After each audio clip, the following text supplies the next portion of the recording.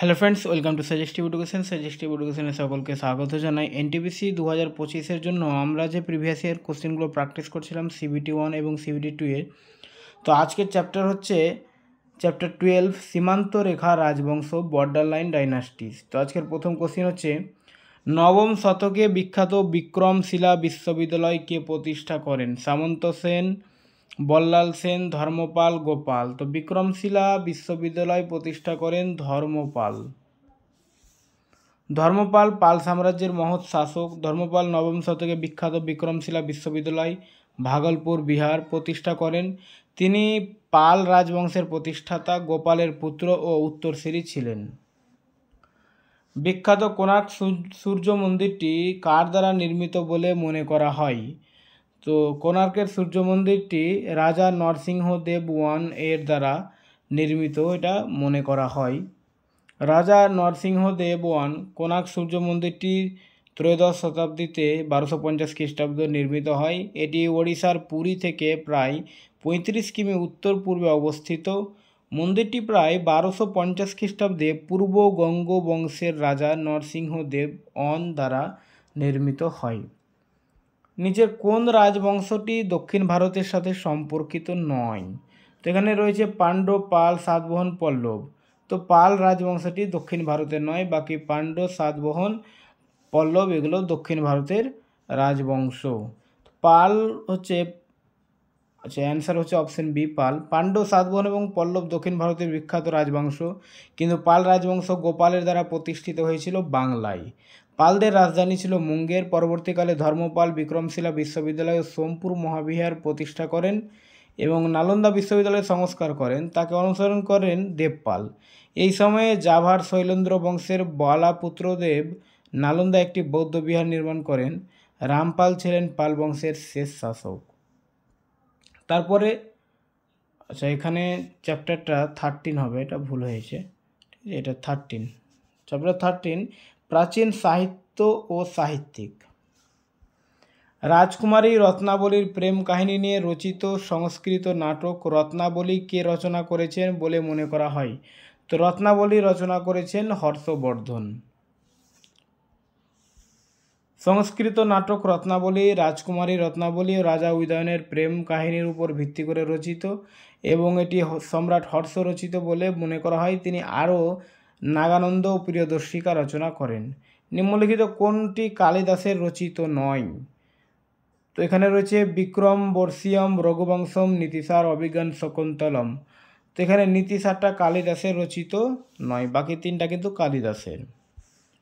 নীতিসার এটা বিক্রম বর্ষীয়, রঘুবংশম ও অভিজ্ঞান শকুন্তলম এগুলি কালিদাসের রচনা, কিন্তু নীতিসার কমণ্ডক রচিত, যিনি গুপ্তযুগের সমসাময়িক ছিলেন। নিম্নলিখিত কোন ভাষায় কালিদাস তার মেঘদূত কাব্যটি রচনা করেন? তো মেঘদূত কাব্যটি সংস্কৃত ভাষায় রচনা করেন। কালিদাস ছিলেন ভারতের একজন বিশিষ্ট সংস্কৃত কবি ও নাট্যকার।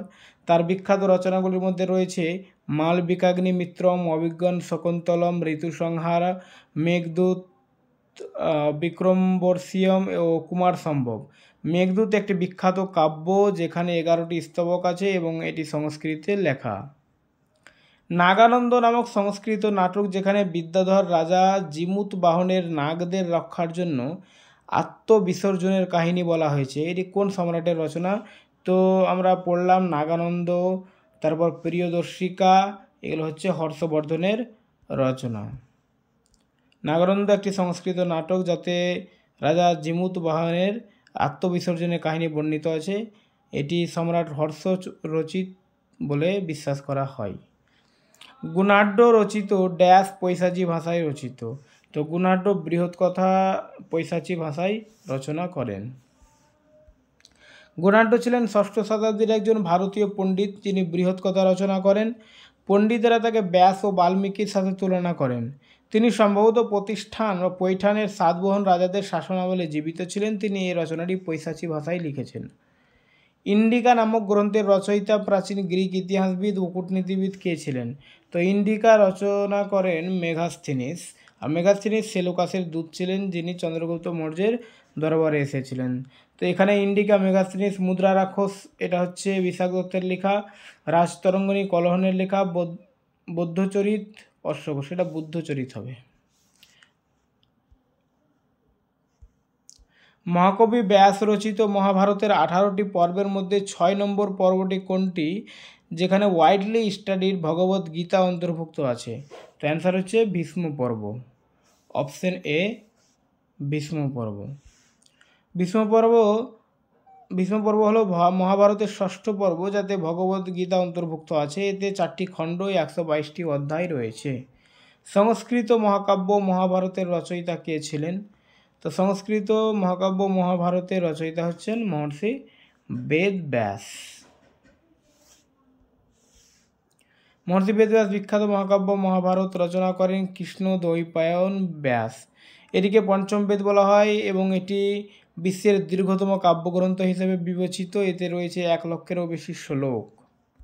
মৃচ্ছকটিক সাহিত্যকর্মটির রচয়িতা কে ছিলেন? মৃচ্ছকটিক সাহিত্যের রচয়িতা ছিলেন শূদ্রক, অপশন ডি।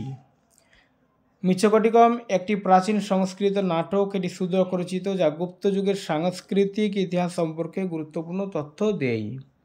আর্যভট্ট আর্যভট্টিয়ম গ্রন্থটি কোন ভাষায় রচনা করেছিলেন? তো আর্যভট্টিয়ম এটা সংস্কৃত ভাষায় রচনা। আর্যভট্ট রচিত আর্যভট্টিয়ম 499 খ্রিস্টাব্দে সংস্কৃত ভাষায় রচিত হয়। এতে জ্যোতির্বিজ্ঞান ও গণিত বিষয়ক নানা তত্ত্ব রয়েছে, যেমন পৃথিবীর ঘূর্ণন, গ্রহদের গতি ইত্যাদি। সুশ্রুত সংহিতা কোন বিষয়ের উপর ভিত্তি করে লেখা হয়েছে? তো এটা চিকিৎসা ও শল্য চিকিৎসা।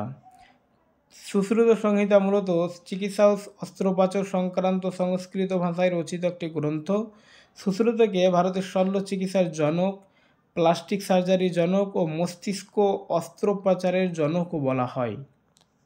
মহাভারতের প্রাথমিক নাম কী ছিল? মহাভারতের প্রাথমিক নাম ছিল জয় সংহিতা। মহাভারতের প্রাথমিক সংস্করণকে জয় সংহিতা বলা হতো এবং এটি ব্যাসদেব রচিত। 10 কুমার চরিত বা 10 রাজপুত্রের কাহিনী কে রচনা করেন? এটা অ্যান্সার হচ্ছে দণ্ডিন, অপশন বি দণ্ডিন। 10 কুমার চরিত হলো একটি বিখ্যাত সংস্কৃত গদ্য রচনা, যা দণ্ডিন রচিত। এতে 10 রাজপুত্রের রোমাঞ্চকর কাহিনী বিবৃত হয়েছে। গীত গোবিন্দ রচনা কে করেন? গীত গোবিন্দ জয়দেব রচনা করেন, অপশন এ জয়দেব। আচ্ছা, গীত গোবিন্দ দ্বাদশ শতকে ভারতীয় কবি জয়দেব রচিত। এটি কৃষ্ণ রাধার প্রেম কাহিনী বর্ণনা করে। সংস্কৃত ভাষায় রচিত এই ভক্তিমূলক কাব্যে 24টি গীত রয়েছে।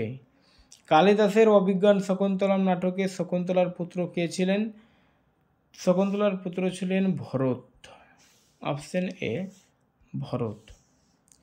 ভরত শকুন্তলার পুত্র ছিলেন ভরত, যিনি অভিজ্ঞান শকুন্তলম নাটকে উল্লেখিত। পঞ্চসিদ্ধান্তিকা, বৃহৎ সংহিতা ও সাংখ্য সিদ্ধান্তের রচয়িতা হচ্ছেন বরাহমিহির। এই গ্রন্থগুলো বরাহমিহির রচিত। ত্রিকোণমিতি সংক্রান্ত গুরুত্বপূর্ণ সূত্র এখানে রয়েছে।